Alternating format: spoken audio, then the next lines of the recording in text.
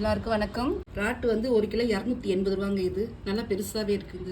இப்போ இந்த இறால் கிரேவி தாங்க செய்ய போகிறேன். இப்போ எண்ணெய் காய வச்சுட்டு இந்த ஒரு இறால் சுத்தம் பண்ணி எடுத்து வச்சுட்டுங்க. இதில் வந்து மஞ்சத்தூள் கொஞ்சம் போட்டு இதை நல்லா வதக்கிக்கலாங்க.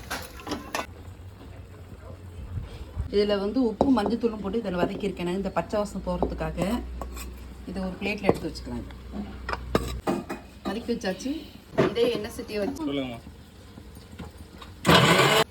எண்ணெய் ஊற்றிக்கிறேன். சோம்பு பூண்டு வச்சு நுணுக்கி வச்சுருக்கேன். இதை போட்டு வதக்கிக்கலாம் நல்லா.